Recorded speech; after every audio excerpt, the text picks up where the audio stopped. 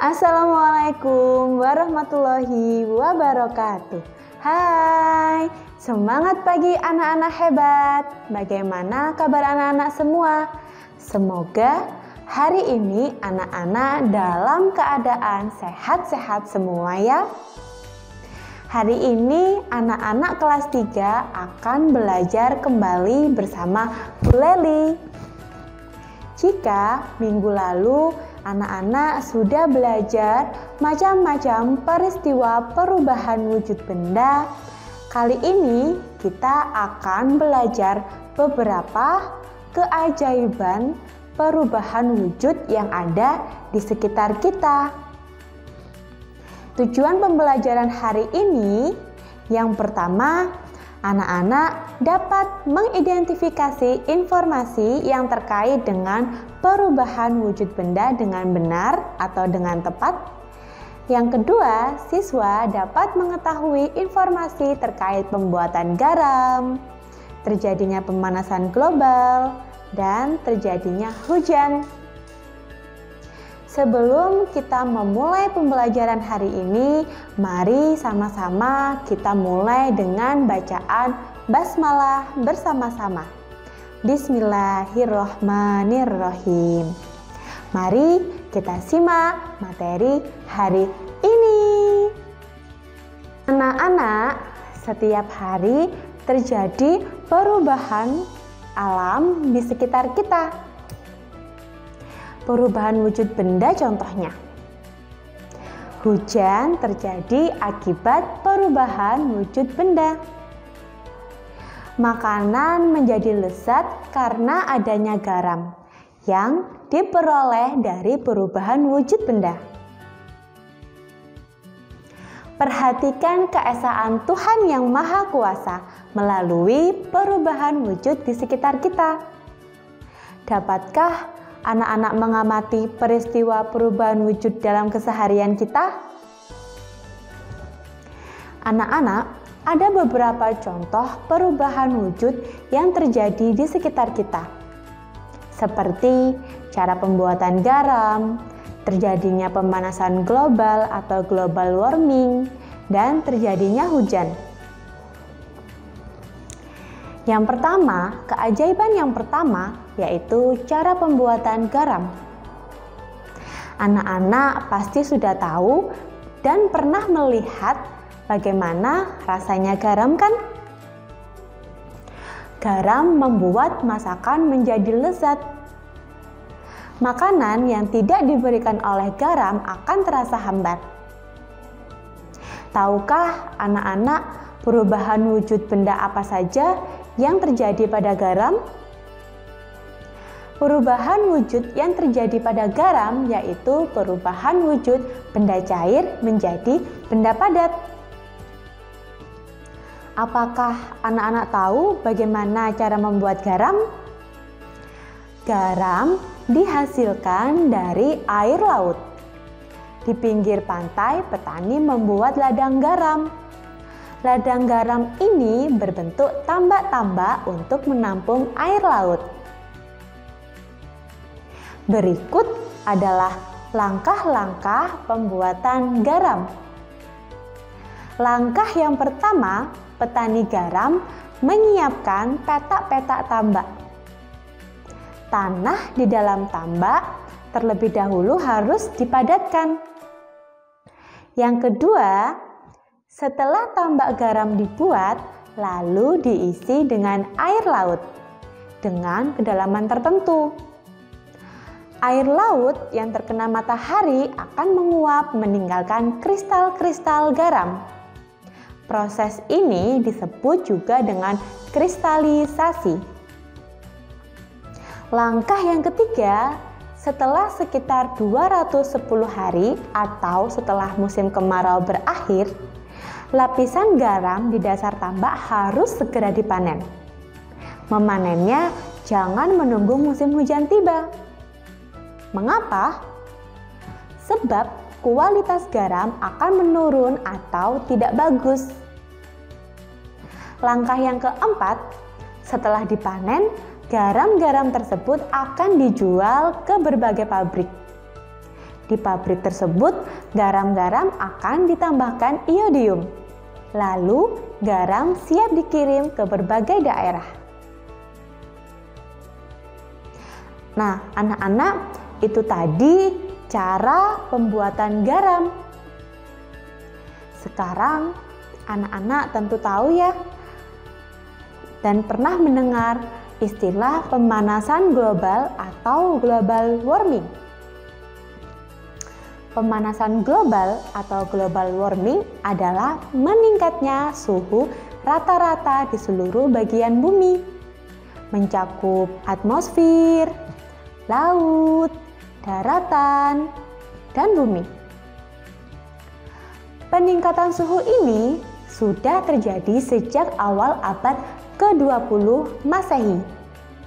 Hal ini disebabkan meningkatnya gas rumah kaca yang berasal dari kegiatan manusia. Gas rumah kaca ini akan menyerap dan memantulkan kembali panas yang dipantulkan permukaan bumi. Akibatnya, panas akan tersimpan di permukaan bumi. Proses memanasnya permukaan bumi seperti pemanasan yang terjadi pada rumah kaca, sehingga disebut sebagai efek rumah kaca. Penyebab pemanasan global antara lain penggunaan listrik secara berlebihan, berkurangnya pepohonan hijau, akibat penggundulan hutan dan penebangan liar.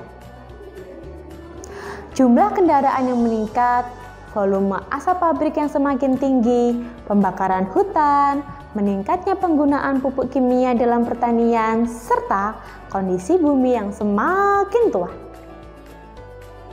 Beberapa akibat pemanasan global antara lain mencairnya es di kutub utara dan selatan, naiknya volume permukaan air laut, daratan yang tenggelam oleh air, lapisan ozon semakin tipis, serta pergantian musim dan iklim yang tidak menentu. Mencairnya es di kutub utara dan selatan secara terus-menerus dapat mengakibatkan permukaan air laut naik, sehingga dapat menenggelamkan pulau-pulau. Selain itu, pemanasan global juga berdampak pada kepunahan beberapa jenis hewan dan tumbuhan karena kesulitan dalam beradaptasi. Lalu, bagaimana ya cara mengatasi pemanasan global? Cara mengatasi pemanasan global antara lain dengan menghemat penggunaan listrik di rumah, menanam pepohonan di sekitar rumah, dan mengurangi penggunaan kendaraan bermotor. Berikut adalah beberapa dampak pemanasan global. 10% dari permukaan bumi ditutupi oleh es di kutub utara dan selatan. Jumlah es mencapai 5 miliar kubik. Apa yang terjadi pada dunia, khususnya Indonesia, jika seluruh es tersebut meleleh? Ketika seluruh es meleleh, permukaan laut akan semakin tinggi. Banyak daratan akan hilang dan pegunungan pun menjadi pulau-pulau. Jika es mencair, daratan Indonesia akan berkurang secara signifikan dan berubah menjadi lautan. Wilayah Indonesia menjadi lebih bersih. Artinya, banyak pulau di Indonesia yang akan hilang tenggelam. Wilayah Kalimantan akan kehilangan banyak daratan, membuat Indonesia kehilangan banyak sekali wilayah hutan. Selain itu, banyak spesies eksotik di Indonesia seperti harimau Sumatera, orang-utan Sumatera, dan orang-utan Kalimantan, serta banyak lagi yang akan terganggu. Banyak masyarakat yang bergantung pada hutan akan semakin sulit untuk bertahan hidup. Nah, itu tadi anak-anak, pemanasan global serta dampaknya. Mari kita jaga bumi ini dengan sebaik-baiknya agar terhindar dari segala macam bencana. Pembahasan yang ketiga tentang keajaiban proses perubahan wujud yang ada di sekitar kita, yaitu proses terjadinya hujan. Anak-anak tentu tahu kan apa itu hujan? Apalagi sekarang kita masuk dalam musim hujan. Proses terjadinya hujan berawal dari sinar matahari yang membawa energi panas menyebabkan adanya proses evaporasi. Dalam proses evaporasi, air yang berada di bumi seperti laut, danau, sungai, serta badan air lainnya menguap karena panas tersebut lalu menghasilkan uap-uap air. Uap-uap air terangkat ke udara dan mengalami proses kondensasi. Dalam proses kondensasi, uap-uap air berubah menjadi embun yang diakibatkan oleh suhu di sekitar uap air lebih rendah daripada titik embun air. Suhu udara yang semakin tinggi membuat titik-titik dari embun semakin banyak dan memadat, lalu membentuk menjadi awan. Adanya perbedaan tekanan udara di langit menyebabkan pergerakan udara atau yang biasa kita kenal dengan angin. Angin menggerakkan awan yang membawa butir-butir air menuju tempat dengan suhu yang lebih rendah. Awan-awan yang terkumpul bergabung menjadi awan besar yang berwarna kelabu. Proses ini dinamakan koalensi. Lalu, butir-butir air yang ada di langit akan jatuh menjadi hujan. Ketika air hujan mulai jatuh ke daratan, tidak semua airnya jatuh sampai ke permukaan. Tetapi ada sebagian air yang menguap kembali ke atas menuju awan. Selama air membuat kondisi awan jenuh, maka hujan akan terus berlangsung. Anak-anak, itu tadi beberapa contoh keajaiban perubahan wujud di sekitar kita. Yang pertama, pembuatan garam, pemanasan global, dan terjadinya hujan.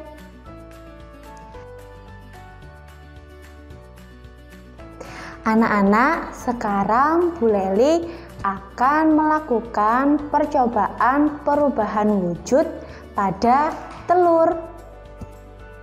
Nah, proses ini namanya proses memadat pada telur. Nah, anak-anak, di sini anak-anak dapat melihat sudah ada bahannya, yaitu 1 buah telur dan minyak. Sekarang kita tuangkan minyaknya dulu. Nah, untuk penggunaan minyak nggak usah terlalu banyak ya, anak-anak.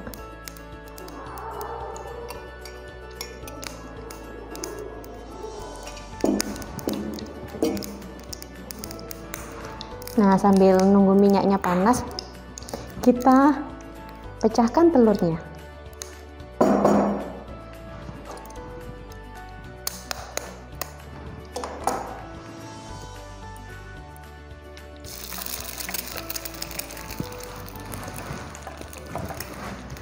Nah, ini namanya proses memadat pada telur. Telur adalah salah satu bahan makanan yang memiliki kandungan protein yang tinggi. Ketika memasak telur, kita akan menemukan perbedaan bentuk telur dari awal.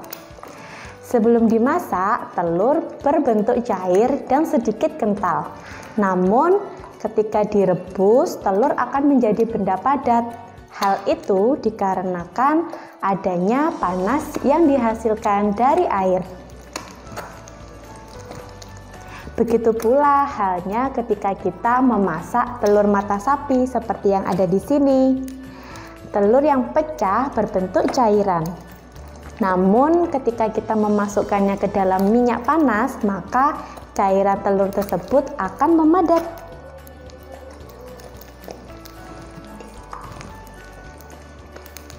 Nah, ini tadi ya, telur berbentuk cair, kemudian kita pecahkan di atas wajan, kemudian telurnya memadat. Nah, ini namanya proses memadat telur.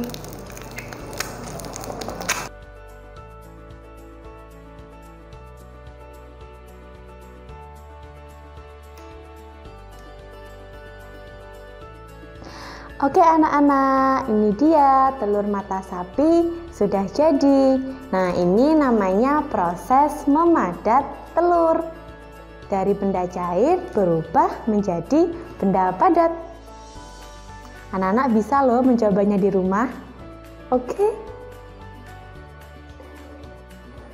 Bagaimana anak-anak dengan materi kita hari ini? Hari ini kita sudah mempelajari beberapa contoh keajaiban perubahan wujud yang ada di sekitar kita.